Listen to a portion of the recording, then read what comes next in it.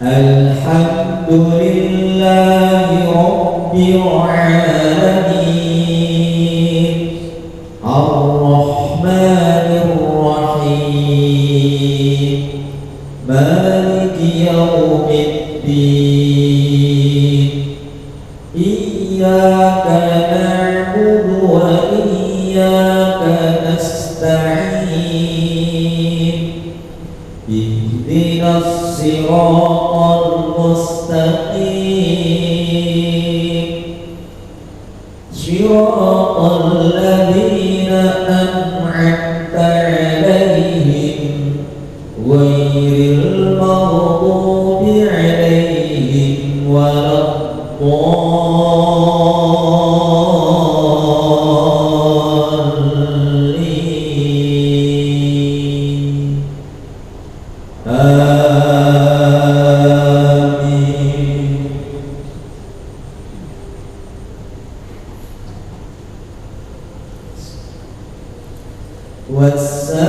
والسماء ذات البروج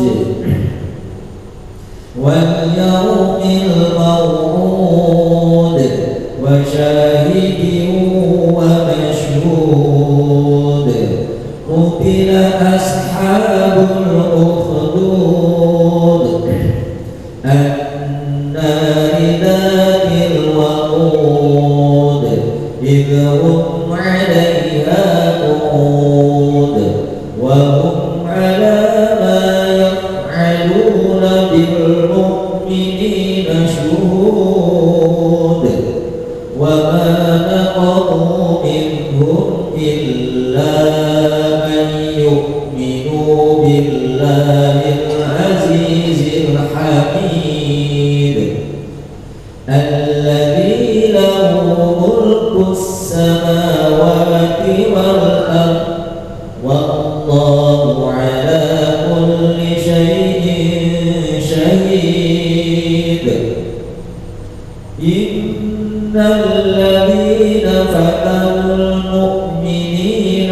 والمؤمنات ثم لم يتوبوا فلهم عذاب جهنم ولهم عذاب الحريق إن الذين آمنوا وعملوا الصالحات لهم جنات تجري من تحتها الأنهار ذلك الفوز الكبير إن بطش ربك لشديد إنه هو يبدئ ويعيد وهو الغفور الودود ذو العرش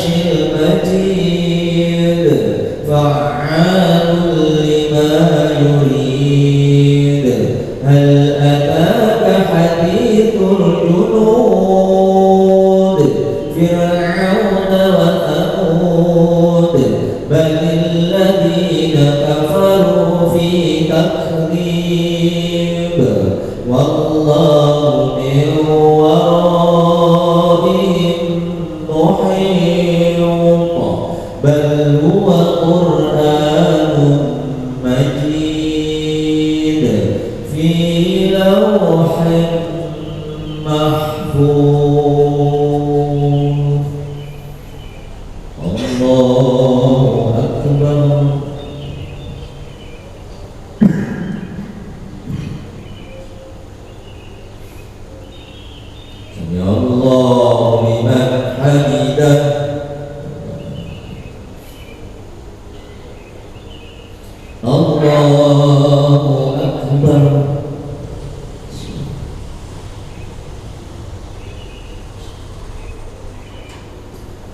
Allahu Akbar.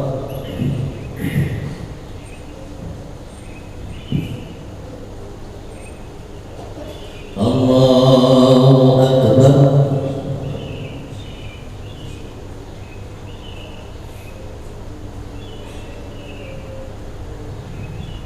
Allahu Akbar. Alhamdulillahi Rabbil Alamin, Ar-Rahmanir Rahim, Maliki Yawmiddin, Iyyaka na'budu wa iyyaka nasta'in, Ihdinas siratal mustaqim, Siratal ladzina an'amta 'alaihim, ghairil maghdubi 'alaihim waladdallin. Amin.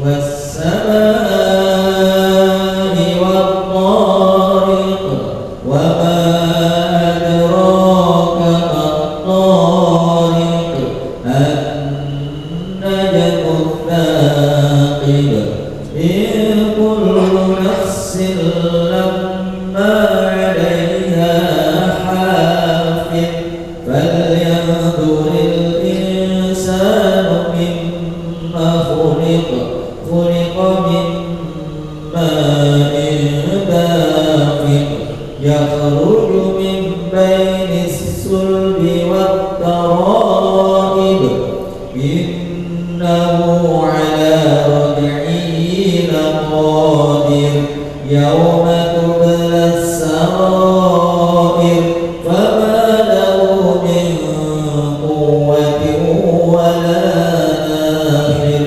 was-samaa'i dhatir rajm, wal ardi dhatir shadr, innahu laqawlun fasl, wa ma huwa bil hazl, innahum yakiduna kaida, wa akidu kaida, famahhilil kafirina amhilhum ruwaida.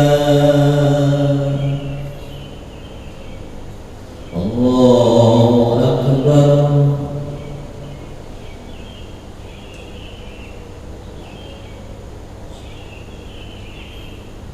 Ya Allah liman hamidah.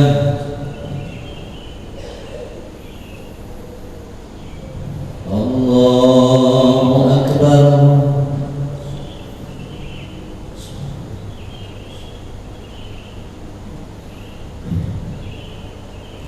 Allahu Akbar.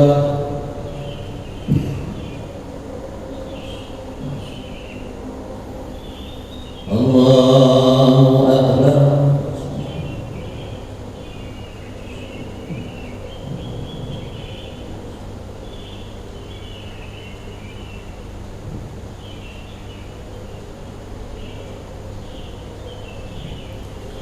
Allahu Akbar.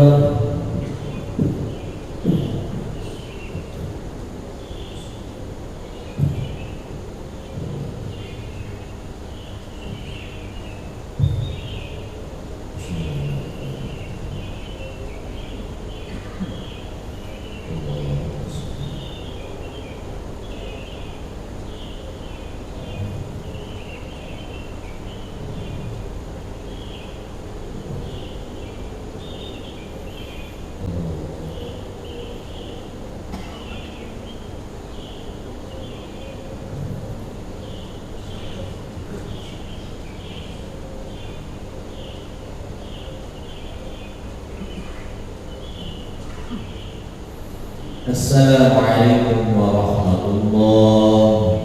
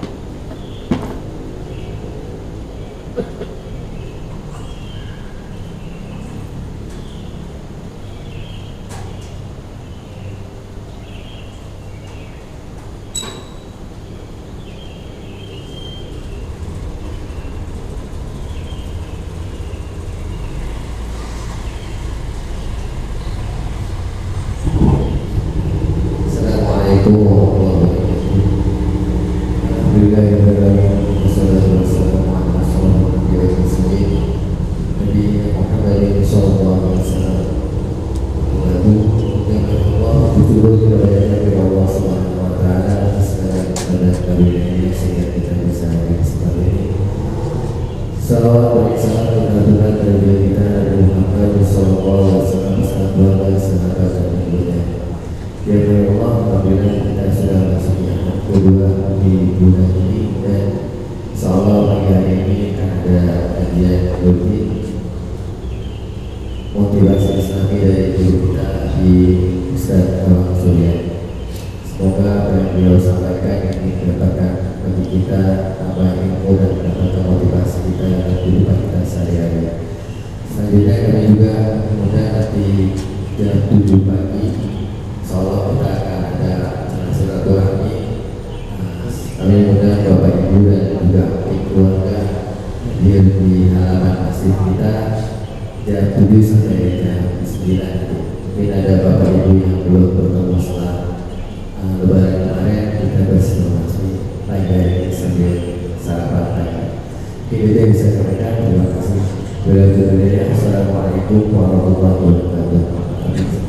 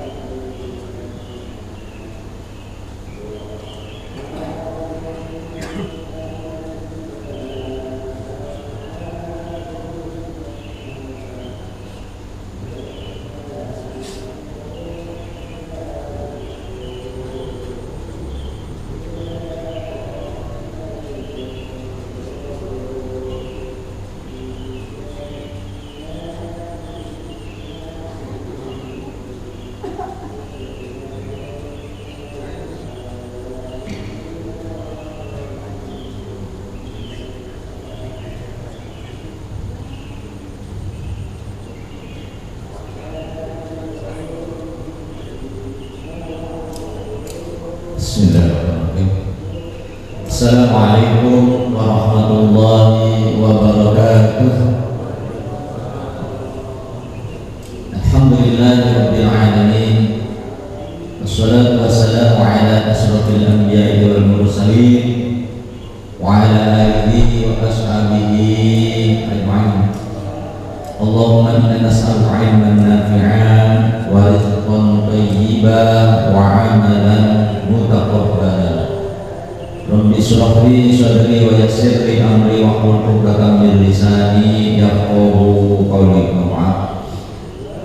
Bapak Ibu teman-teman sekalian jamaah salat subuh rahmatullah, sama-sama kita awali pertemuan kita dengan bersyukur kepada Allah Subhanahu wa taala.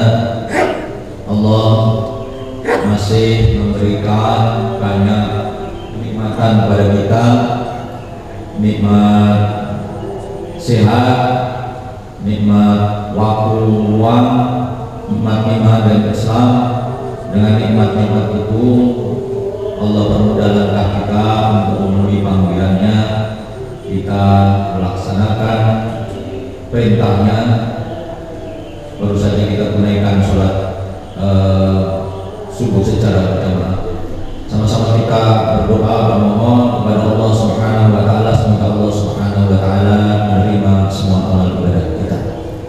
Salawat serta salam sama-sama kita sampaikan kepada teladan kita Nabi kita Muhammad sallallahu alaihi wasallam.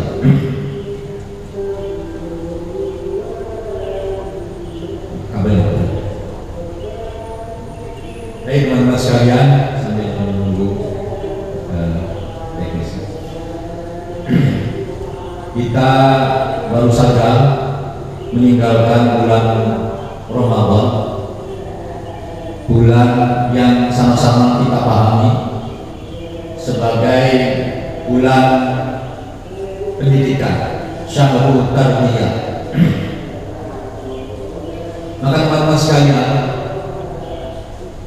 sudah sering barangkali kita mendengar dari beberapa penceramah atau membacanya bahwa pendidikan itu terlebih penting hasilnya itu dilihat setelah pendidikan itu selesai. Kalau bapak-bapak masih di perusahaan, yang masih aktif di perusahaan, pasti pernah dikirim oleh perusahaan untuk mengikuti pelatihan atau training seminggu, 2 minggu, atau kadang sebulan.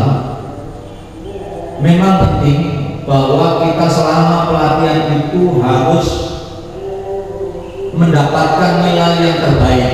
Kita harus hadir tepat waktu, disiplin, dan mengikuti proses-proses pendidikan itu dengan baik. Kemudian muncullah sertifikat atau kalau sekolah ijazah. Memang itu penting.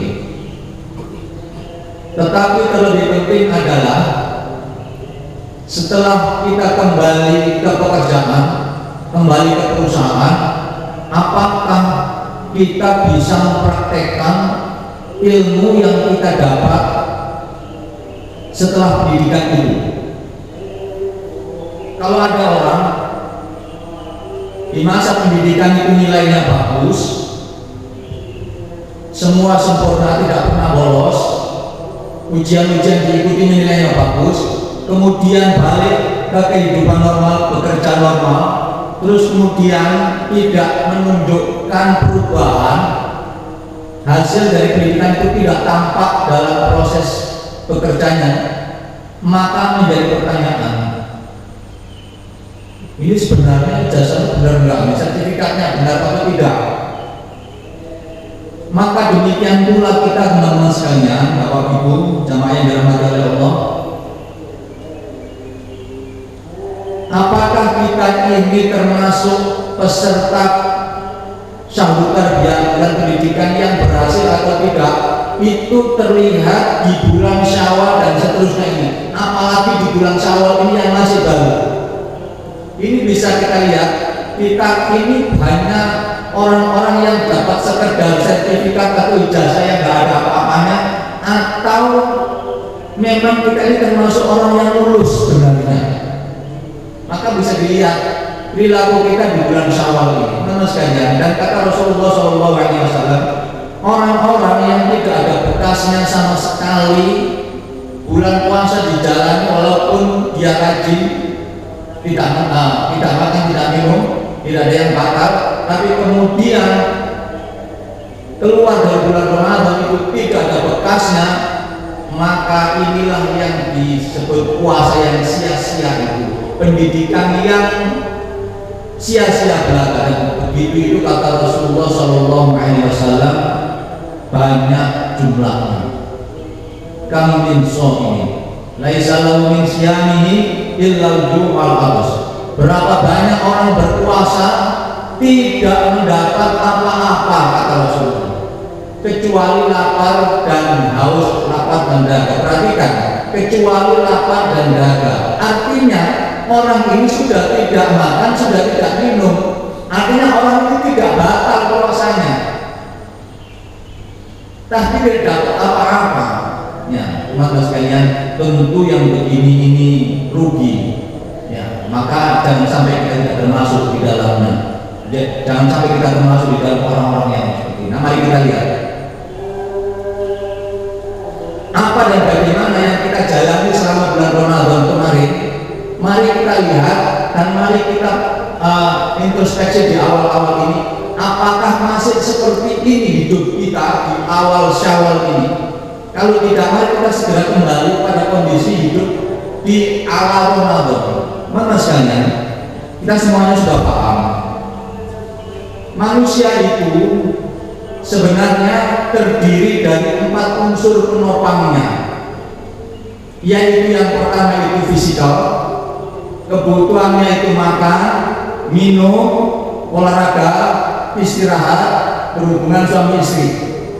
Itu kebutuhan yang sifatnya jasad dia fisik. Yang kedua, penyusun diri kita itu adalah sosial, hubungan baik dengan orang, dengan istri, dengan tetangga, dengan kawan, berkomunikasi dengan orang lain. Kita punya kebutuhan itu pula. Yang ketiga adalah kebutuhan mental, ilmu pengetahuan. Kita belajar, kita berpikir, kita membaca, menambah ilmu, itu untuk mengisi mental kita. Dan yang terakhir adalah kebutuhan spiritual. Kita ini punya dimensi pada spiritual, itu keimanan, ketakwaan, ibadah kita itu adalah kebutuhan spiritual. Teman-teman sekalian, di antara 4 ini, mayoritas orang selama 11 bulan di luar bulan Ramadan itu mana yang paling banyak mendapatkan porsinya? Ya, kita semuanya barangkali sadar, mayoritas orang itu pikirannya, tenaganya, sumber dayanya difokuskan untuk urusan yang sifatnya fisikal. Ya, mari kita lihat keluarga kita, kalau boleh dibuatkan daftar belanja, itu kira-kira yang paling banyak kan urusan-urusan yang sifatnya fisik, ya, urusan yang sifatnya badaniah, ya. Dan kita dulu diajarkan di sekolah-sekolah kita itu kebutuhan itu apa, ya. Kita semuanya hafal itu, sandang, pangan, papan. Ini semuanya kan urusan fisik, ya, urusan fisik. Jadi masuk dalam otak kita itu bahwa hidup itu kok yang penting sandang, pangan, papan tercukupi, ya. Padahal ada sisi-sisi lain yang harus kita penuhi teman sekalian, ya. Maka perhatikan, semakin maju budaya, itu pemenuhan kebutuhan fisik itu menjadi semakin rumit dan semakin canggih. Bapak-bapak sekalian, saya orang kampung, dulu mandi di kampung itu cukup nyebur aja ke kali, beres. Kemudian muncullah mandi itu pakai kamar mandi. Habis itu harus pakai sabun segala, ya, sabun batangan dulu itu kan, ya. Yang itu kita bisa pakai kadang badan, kadang keramas juga pakai itu. Dan sekarang itu sabun muncul lagi yang lebih canggih. Sabun itu dibedakan antara badan sama muka. Masa Allah, saya baru ngerti ini. Anak saya kemarin saya ditolong ini kan Anda bawakan sabun wajah. Kan kemarin sudah ada, itu kan untuk badan. Ya Allah, ternyata badan sama muka itu satunya beda. Ya, ini nanti muncul untuk ketiak, untuk sandang beda satunya. Ya kita kecil dulu makan dengan susu sudah canggih. Lalu sekarang itu ada susu untuk anak 3 bulan, susu orang manula dibedakan, masa Allah makin kuat itu. Sampo aja tuh bayangkan, kita ke dulu mandi nggak pakai merangit aja udah canggih. Sekarang sampo macam-macam. Ini nggak boleh untuk rambut yang pakai jilbab, ini masa Allah. Kok menjadi semakin ruwet gini pengukurannya? Karena orang pikirannya memenuhi kebutuhan sifatnya fisikal saja. Ya, teman-teman sekalian. Saya paling senang dengan ini pertandingan tinggi yang Rumble di Jungle. Bapak-bapak pasti kenal kan? Saya sampai sekarang masih sering nonton film ini. Ya. Di YouTube kan ada ya, Rumble di Jungle itu. Ini pertandingan tinggi yang saya tidak akan pernah lupa ini. 2 orang dari kutub yang berbeda, Josh Connor dengan Muhammad Ali. Satunya ini dikenal sebagai ini yang pokoknya mengandalkan tenaganya, fisiknya yang luar biasa. Semua mutunya sebelum Tyson ini dipukul jatuh, ya, biasanya di ronde awal. Maka bertemu dengan petinju yang punya sisi yang berbeda, namanya Muhammad Ali. Ya, kita semuanya tahu siapa yang menang. Ya, jadi ini menunjukkannya orang yang hanya mengandalkan fisik itu pasti kalah dengan orang manusia-manusia yang tidak hanya memikirkan sisi fisiknya. Mana sekali manusia itu bisa menjadi pribadi yang hebat meskipun secara fisik itu lemah. Ya, orang ini menjadi orang yang sangat terkenal, disebut-sebut sebagai ilmuwan terbesar setelah Einstein, setelah era Einstein. Ya, Stephen Hawking. Asal tahu teman-teman sekalian, ini orang lumpuh total. Bayangkan, tidak bisa ngomong, tidak bisa apa-apa.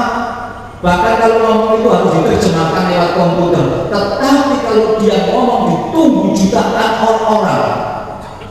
Pernah terdengar dekat dengan Indonesia itu datang ke Kuala Lumpur. Itu orang Indonesia berbondong-bondong untuk mengikuti ini.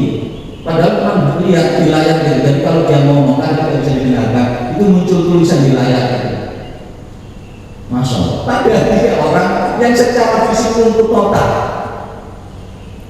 bisa menjadi orang hebat karena ada sesuatu yang lain yang menjadi dia hebat. Maka sekali bahkan ada motivator yang sekali pasti sudah tahu. Dia punya tangan, tidak punya kaki, tapi dia bisa berenang, dia bisa mendaki gunung, Masya Allah. Dan dia menjadi motivator termahal sekarang. Ya, silakan terjun di Google. Saya tidak boleh sebutkan namanya. Ya. Artinya apa? Bahwa sisi fisik itu hanyalah bagian tertentu saja. Manusia itu mulia dihargai bukan karena semata-mata fisiknya. Bapak-bapak yang masih bekerja, yang masih aktif di perusahaan teman-teman sekalian, bapak-bapak sekalian, orang yang porsi penggunaan fisiknya itu lebih besar di perusahaan saja, itu bayarannya makin tinggi atau makin rendah? Makin rendah. Semakin mahal bayarannya orang di perusahaan itu, makin rendah porsi fisiknya, ya kan? Ya.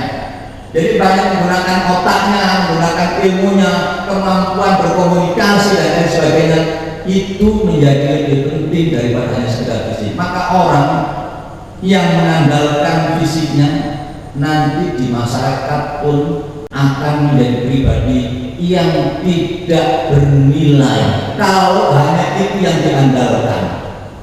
Maka ada sisi-sisi yang lain yang tidak boleh kita lupakan. Bahkan Rasulullah Shallallahu Alaihi Wasallam dalam salah satu hadisnya menyampaikan, Inna Allah la yanzuru ila suwarikum wa amwalikum walakin yanzuru ila qulubikum wa a'malikum.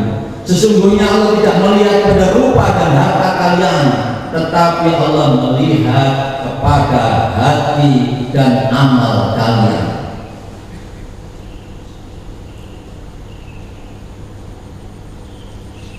Nah, 14 abad yang lalu Rasulullah sudah mengingatkan, Allah itu nggak melihat sisi-sisi kita.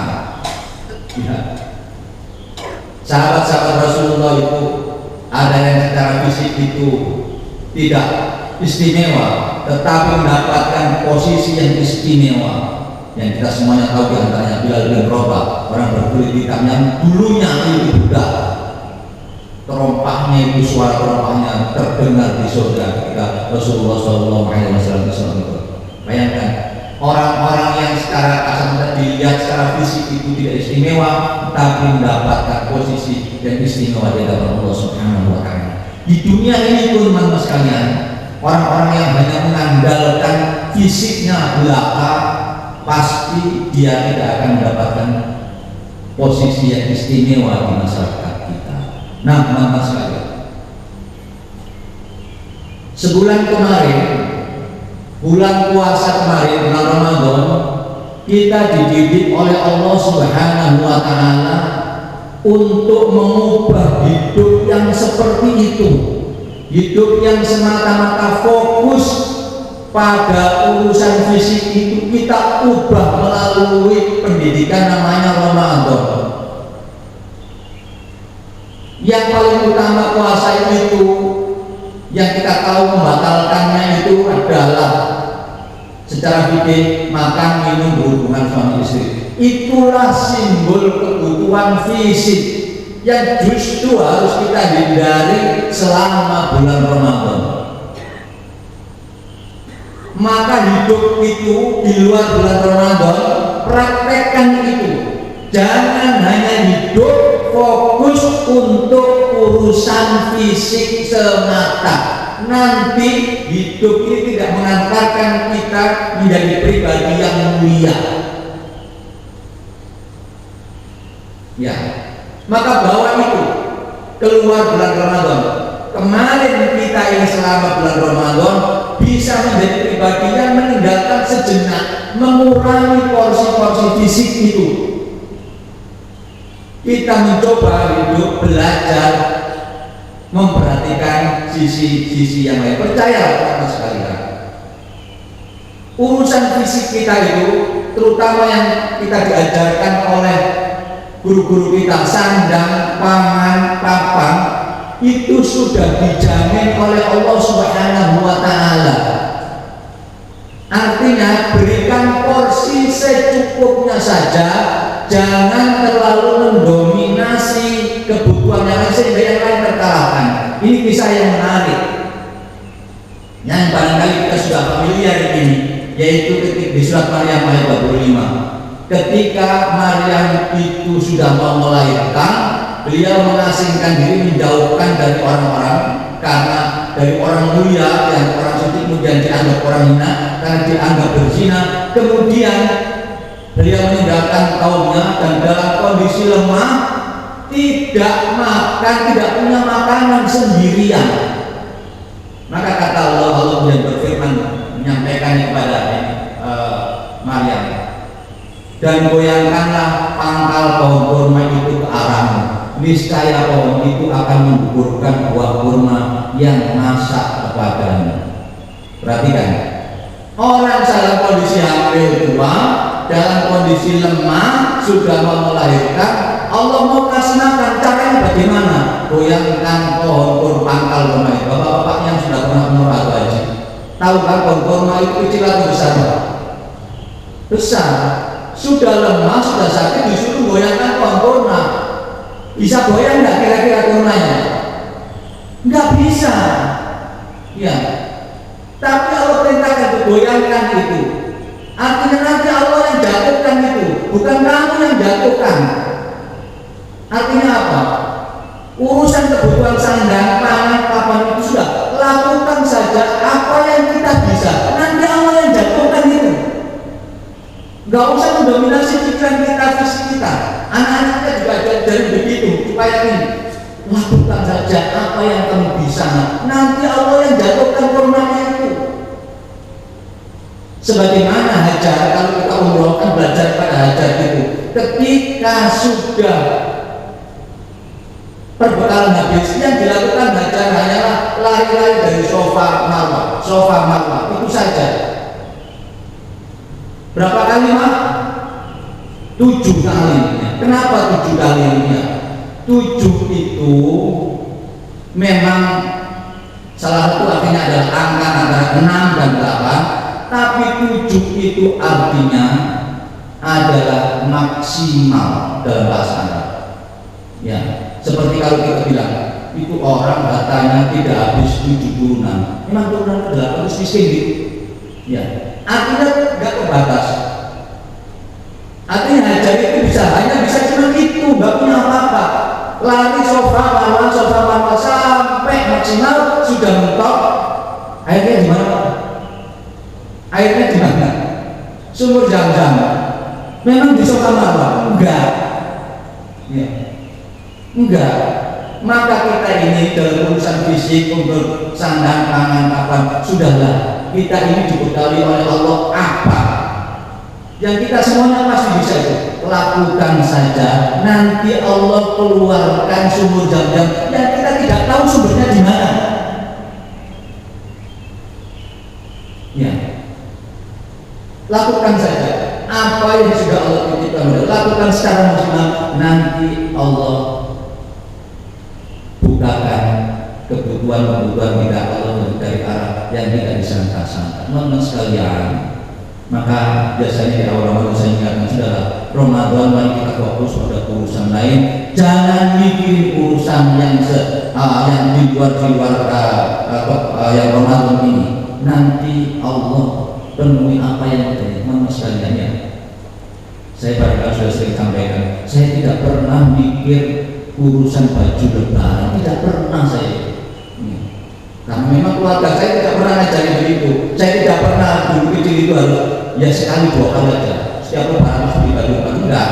Tapi anehnya saya itu selalu punya baju lebaran. Tahun ini saya punya 3 baju lebaran itu. Ya, punya 3. Sampai sebagian itu saya kasihkan ke orangnya.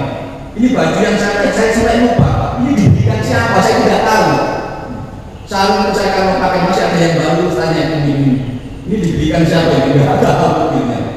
Padahal saya nggak pernah, masya Allah. Maka lakukan saja. Kebutuhan fisik kita yang bukan premier itu, insya Allah ada jalan. Tidak ada yang perlu kita lakukan lagi. Dengan kekuasaan Allah memenuhi kebutuhan kita ini semuanya pasti ada jalan. Mana sekali. Jangan terlalu memikirkan urusan-urusan yang sifatnya itu fisikal, karena salah satu sumber masalah dalam hidup ini adalah asupan dimensi fisik yang berlebihan, ya kan? Kalau masukan fisik itu berlebihan nanti jadi masalah justru. Hari ini banyak penyakit itu karena asupan fisik kita yang berlebihan, ya, berlebihan. Sudah umurnya nambah, asupannya tidak dikurangi, dan sudah jadi kolesterol, ya gula, ya hipertensi dan lain sebagainya. Fisiknya sudah menurun, aktivitas sudah menurun, tetapi asupannya tidak dikurangi. Maka Allah Subhanahu wa taala menyampaikan dalam surat Al-A'raf ayat 21, wa kulu washrabu wa la tusrifu innahu la yuhibbul musrifin. Makan dan minumlah, tapi jangan berlebih-lebihan. Sesungguhnya Allah tidak suka dengan yang berlebih-lebihan. Ramadan kemarin kita sudah dididik oleh Allah. Makan itu pagi, sarapan, sahur sama buka puasa, dan kita bisa itu. Masa kita tidak bisa selama ini? Buktinya sebenarnya bisa kok. Iya, bisa. Ya, artinya apa teman-teman sekalian? Jangan terlalu berlebihan dalam makan. Ya, kemarin bulan Ramadan kita ini bisa mengurangi tidur. Ya, habis sisa nggak langsung tidur, ada terawih, ada yang tadarus. Ya, bangunnya jam 3 atau jam 3:30 karena sahur. Istirahat kita menjadi berkurang. Ya, dan itu baik bagi kita, teman-teman sekalian. Kita ini, saya termasuk di dalamnya, dibesarkan di lingkungan, di pendidikan yang itu ilmunya berawal dari barat. Maka dulu saya ketika masih anak-anak itu di kepala saya ini bertabrakan, diajari oleh guru kesehatan tidur itu minimal berapa Pak? Berapa jam? 8 jam kan? Sementara guru agama bilang orang bertakwa itu tidurnya sedikit. Saya itu bingung, ini sih bener sih, yang mana yang bener ini ya? Katanya sudah tidur, kalau kita ini 8 jam lah, tidur jam 9 bangun jam berapa? Jam 5. Ya sudah lewat, sudah tidur jam 5 sudah lewat. Nggak bangun malam kita. Ya, Masya Allah, teman-teman sekalian. Saya tadi pernah menemukan dua ini, teman-teman sekalian. Benar yang mana kira-kira? Benar yang mana? Benar agama kita. Ya. Kebanyakan tidur itu juga tidak baik. Yang lebih penting itu tidur itu berkualitas. Ya. Jadi tidur itu yang lebih berkualitas. Seandainya memang tidur itu harus banyak, maka Rasulullah pasti tidurnya banyak. Pasti itu. Ya, maka mulai belajar bagaimana Rasulullah itu tidur, teman-teman sekalian. Rasulullah punya sunnah yang ini barangkali cara kita terapkan. Tidur siang itu yang terbaik adalah jam berapa? Sebelum zuhur. Kayak itulah itu. Silakan dipraktekkan, ya, silakan dipraktekkan. Itu betul-betul segar dipraktekkan. Saya sudah sering mempraktekkan. Bahkan sekarang ini yang unik, sekolah-sekolah di Cina dan di Jepang itu mengharuskan muridnya tidur sebelum makan siang. Bayangkan, yang praktek kok orang muslim. Kita bisa praktek, nggak mungkin di kantor. Maka kalau kita punya usaha yang praktekkan itu tidur sebelum. Kira-kira apa? Jadi kira-kira saya menemukan justru di buku yang ditulis oleh orang non-muslim. Saya membacanya, dia bilang begini, dan ternyata dia menjelaskan bagaimana tidur di sebelum tengah hari. Dia bilang gitu. Dia bilang, dan saya mendengar dari kawan saya yang beragama Islam, Muhammad sang Nabi itu mengajarkan tidur sebelum tengah hari. Masya Allah. Jadi orang-orang muslim itu kan badan, ya Allah. Dan ada hasil penelitiannya disampaikan. Spanyol dulunya kan Islam itu punya budaya dulu tidur sebelum zuhur. Jadi kantor pun dulu itu break sebelum zuhur dan mereka tidur sejenak. Ya.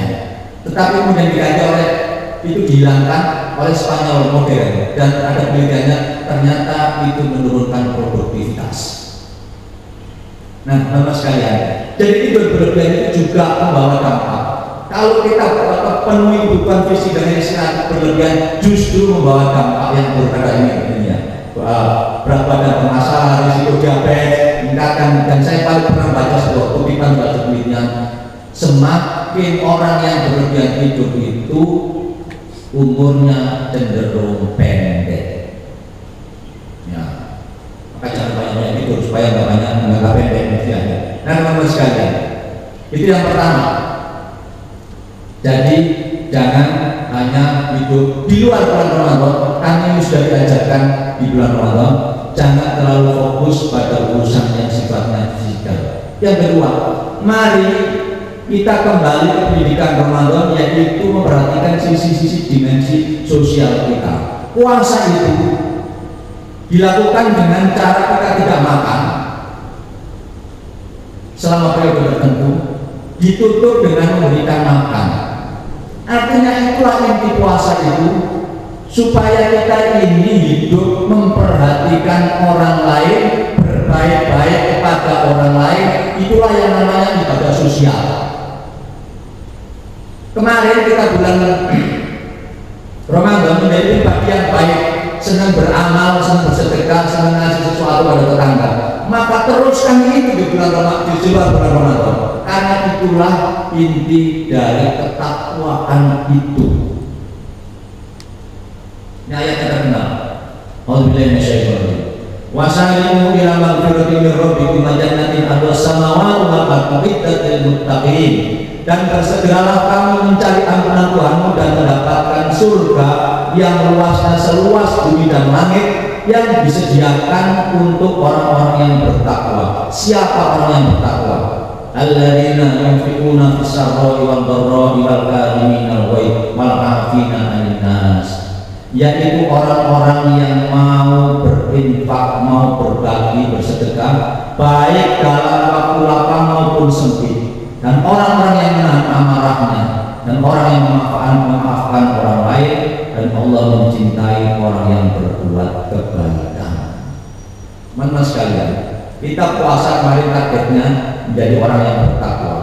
Dan kriteria orang yang bertakwa menurut Ali Imran, surat Ali Imran ayat 134, yaitu berinfak dalam keadaan lapang dan sempit, menahan amarah, memaafkan kesalahan orang. Perhatikan baik-baik. Ketiga karakter ini, kriteria ini semuanya terkait dengan orang lain.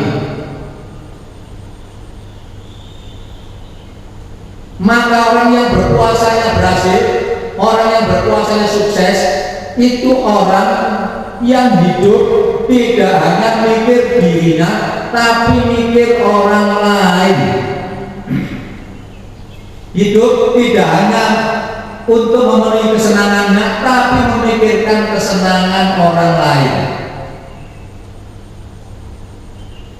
Inilah yang kita sebut ibadah sosial. Jadi kita ini di luar bulan Ramadan tetap harus jadi pribadi yang peduli kepada orang lain, yang baik kepada tetangga, kepada teman, kepada orang di sekitar kita. Itulah tanda orang yang bertakwa.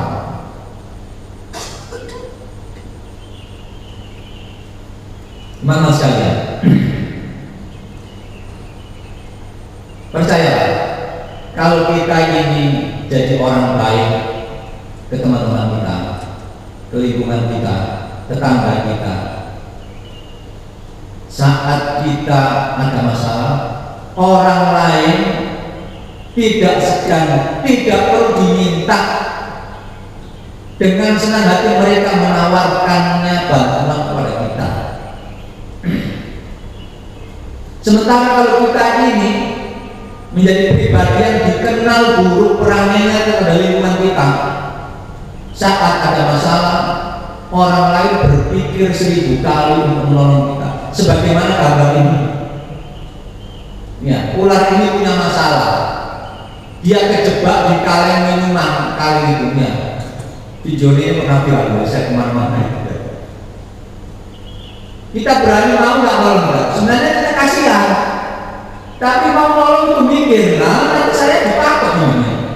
Sama kalau kita selama ini itu baik kepada lingkungan, orang dengan senang hati, tapi kita punya perangai buruk, gampang marah tetangga, gampang menyinggung perasaan orang, mau nolong, nanti saya dipakai nanti.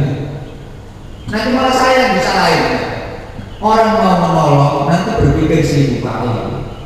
Nah, teman-teman sekalian, ini juga harus diajarkan pada anak kita, ya, supaya mereka itu menjadi pribadi yang hidup tidak hanya mikir diri mereka sendiri. Yang hari ini itu begitu beratnya perjuangan ini. Beda dengan kita dulu, bapak-bapak, ibu-ibu, teman-teman sekaliannya. Hari ini anak-anak kita hidup di era yang berbeda dengan kita, yang menjadikan mereka itu sangat individualis, dan porsi mereka untuk memikirkan temannya itu menjadi sangat kecil. Kenapa? Sumber utamanya gadget sekarang ini. Teman-teman sekalian, saya kemarin dapat share video. Jadi di Jepang pernah ada sekolah-sekolah itu anak-anak disuruh menyerahkan, ada suatu kegiatan pelatihan itu disuruh menyerahkan HP-nya. Gitu. Nggak boleh acara itu HP-nya ditinggal selama 2 hari. Ya. Itu awalnya marah semua itu, ada anak-anak SMA marah semua itu. protes ya. Tapi begitu setelah 2 hari mereka menjadi semakin menikmati itu, dan mereka menjadi semakin mereka menjadi semakin dekat dengan teman-teman. Kita dulu hiburan itu perlu teman, perlu orang lain, tapi anak kita hari ini untuk bisa bergembira tidak butuh orang lain. Maka anak-anak kita ini cenderung asosial, tidak mikir orang lain, bagaimana kita harus baik pada orang lain, karena mereka merasa bisa hidup dengan sendirinya. Ini sangat berbahaya teman sekalian. Ini sangat berbahaya. Kita ini makhluk sosial, kita butuh orang lain. Ya. Islam itu agama yang memberi nilai tinggi pada ibadah sosial. Bahkan orang-orang yang tidak punya kepedulian sosial itu dikategorikan pendusta agama. Surat Al-Maun. Ar-Ra'aital yukadzibu bid-din, fadzalikal ladzi yad'ul yatim, orang yang menghargai anak yatim. Wala yaqulu 'ala ta'amil miskin, dan tidak menyuruh memberi makan fakir miskin. Fawailul lil musallin, celaka orang yang salat. Alladzina hum an salatihim sahun, yang lupa akan salatnya. Alladzina hum yura'un. Ya, yang pertama awal-awal disebut orang yang pendusta agama itu adalah orang yang amal sosialnya buruk. Padahal dia tidak walau yang Allah miskin. Dan yang fawailul musallin itu Profesor Dr. Nurholis Mati juga menerjemahkan. Saya pernah mendengarkan dan baca tulisannya. Yang disebut orang yang lalai akan sholatnya itu bukan orang yang sebenarnya dia sholat, tapi karena sibuk terus kemudian loh kok sudah asar belum. Justru yang begini ini secara fikih itu semuanya sepakat, yang begitu itu tidak apa-apa karena lupa. Lalu apa yang disebut awalul musallin alladzina musallin salat, yaitu orang yang sudah sehari-hari sholat tapi lupa pesan sholatnya. Sholat itu di awal dengan takbiratul ihram, mengagungkan Allah, ditutup dengan salam.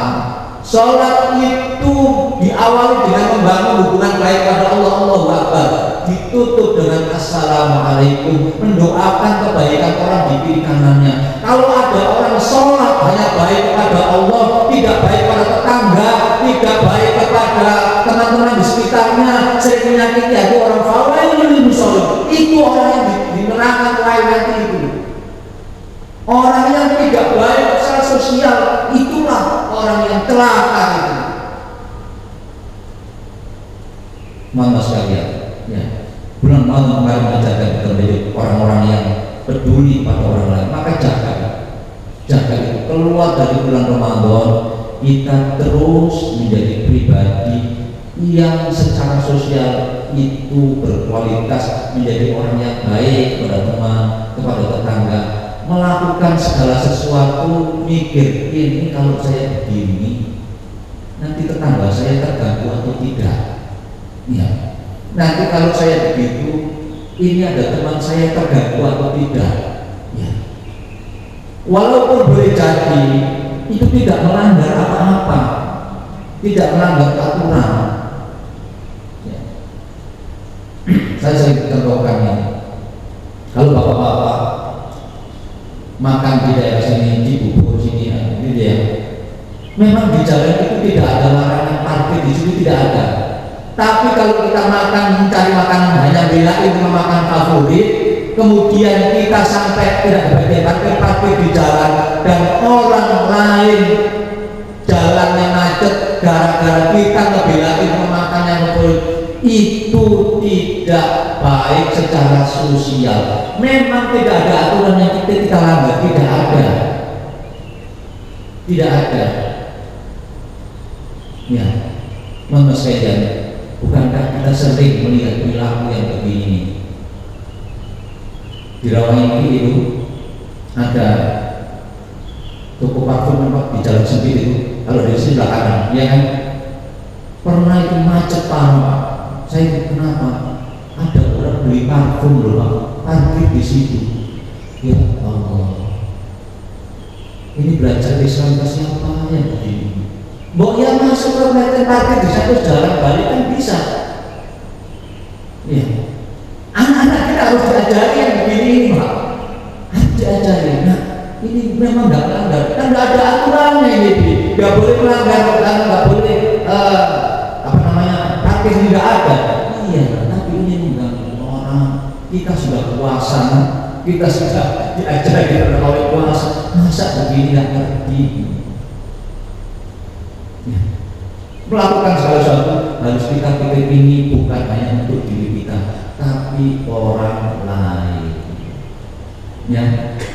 Dan ini para teman sekalian, bapak-bapak sekalian, memang harus diajarkan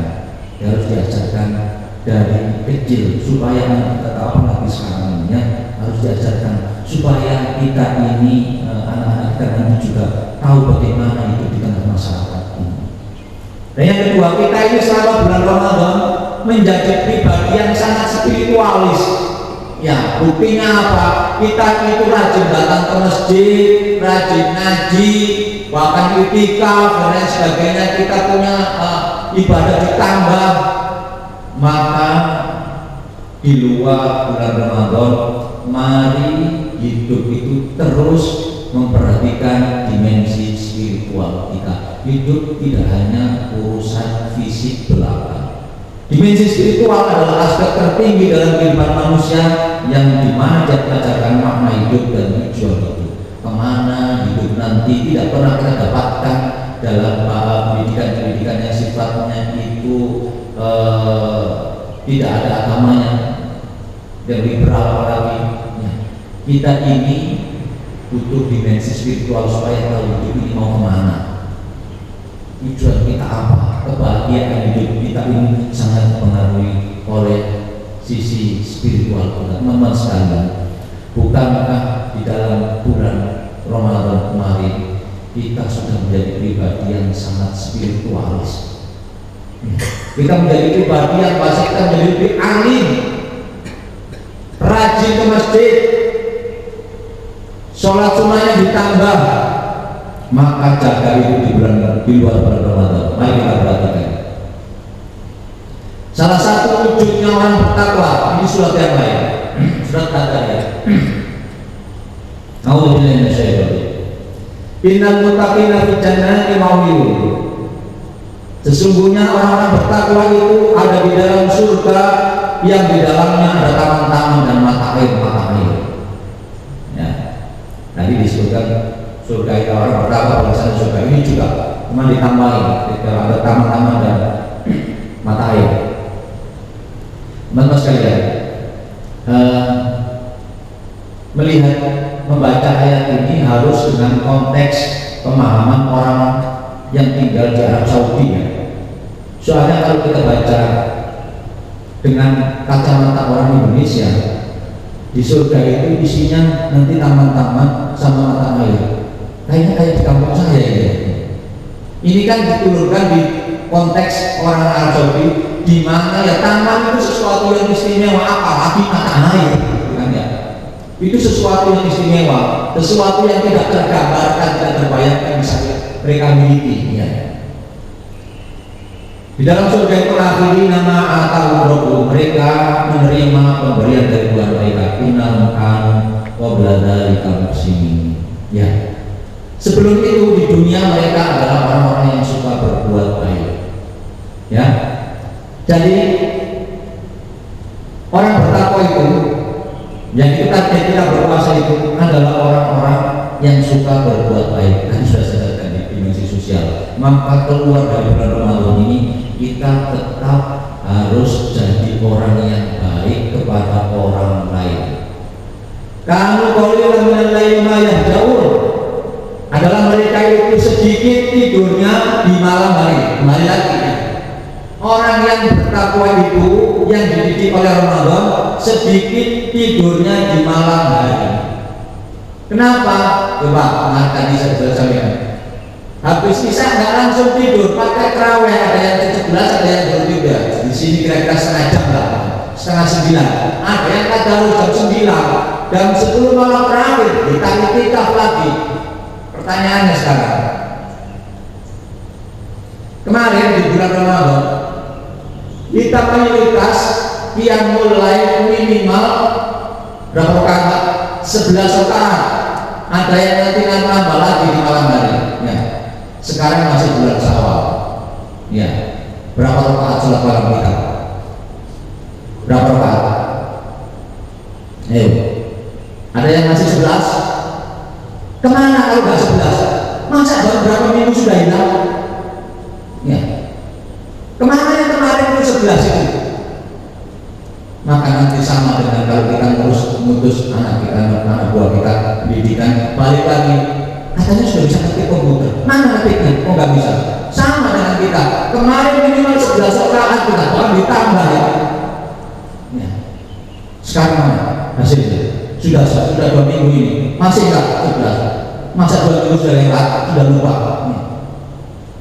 Kalau tidak, jangan-jangan kamu sono. Salah manusia bilang kemas. Ya, maka sekalian pelihara ini karena itu kita butuhkan dalam hidup ini. Jangan sampai hilang.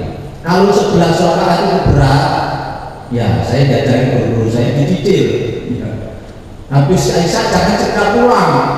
Ada bapak Aisyah nyicil untuk yang lain.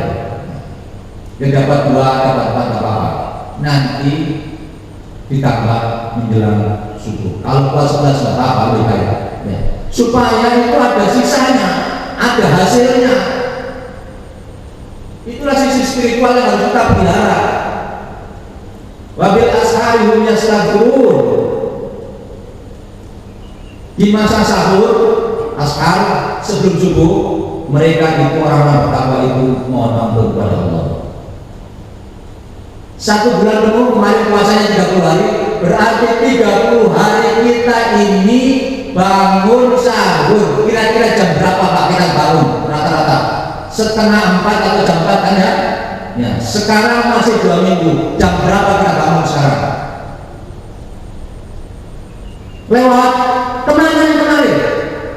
Nanti kita melihat kemana yang 11 bulan itu? Apa gunanya 11 bulan? 1 bulan itu kok nggak ada bekasnya? Kemana ini? Kami sorry, laisa manusia yang bilang coba. Berapa banyak orang berpuasa nggak dapat apa-apa, baru 2 minggu sudah hilang. Kemana? Teman sekalian, kita butuh bangun malam itu menjelang subuh. Kita semuanya sudah hafal itu. Seperti malam terakhir Allah Subhanahu wa taala turun ke langit bumi dan berkata, siapa yang mohon ampun kepada aku ampuni, siapa yang berdoa kepada aku kabulkan, siapa yang mohon kepada aku beri dia. Itulah saat yang kita tunggu-tunggu. Hidup kita ini banyak masalah. Kita punya anak-anak yang masa depannya masih panjang, kebutuhannya masih banyak. Maka salah satu solusinya bangun sebelum subuh. Kita mohon pada Allah Subhanahu wa taala supaya kebutuhan kita, anak-anak kita dijamin oleh Allah Subhanahu wa taala, dimudahkan urusannya. Dan sudah diajari oleh Allah selama 1 bulan kita supaya bangun sebelum subuh sekurang-kurangnya setengah jam atau 1 jam.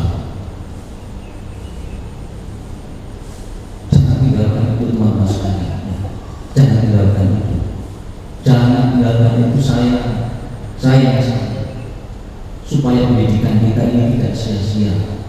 Kita butuh pertolongan Allah. Hidup ini tidak cukup dengan ilmu yang kita miliki, dengan kemampuan yang kita miliki. Allah yang menolong kita. Allah bisa mempersulit hidup kita, juga bisa mempermudah hidup kita.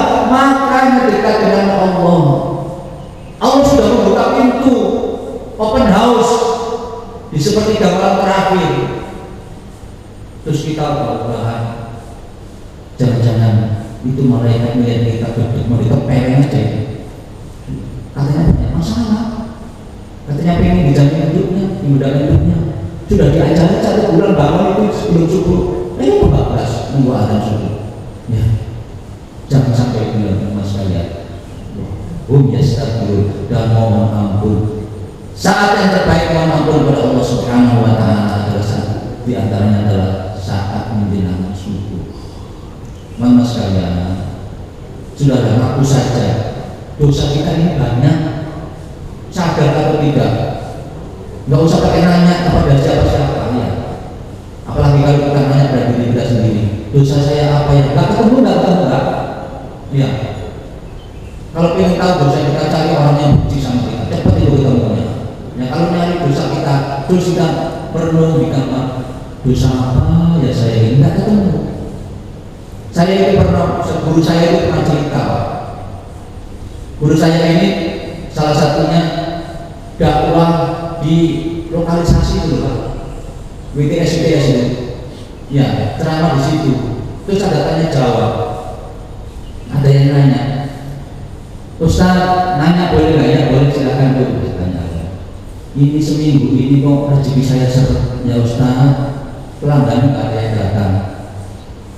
Dosa saya apa Ustaz? Dosa saya apa Ustaz? Coba itu orang bekerja di lokalisasi nanya dosa saya apa ya Ustaz? Kita ini cenderung tidak bisa melihat kesalahan kita, maka sudah memang sekalian di antara dampak dari dosa itu adalah terhambatnya rezeki kita. Ya. Baca surat Nuh itu yang bina asana muka ila qaumi dan seterusnya itu, maka beristighfarlah kalian kepada ya. Yursil sama alaikum bidroro wa yumbitum bi amwal, maka akan kami tambahkan hartamu wa bani dan anak-anak. Bayangkan, ngaku saja dosa sama Allah, minta ampun sama Allah, Allah berkatakan rezeki kita dari harap yang tidak disangka-sangka. Wa fi amwal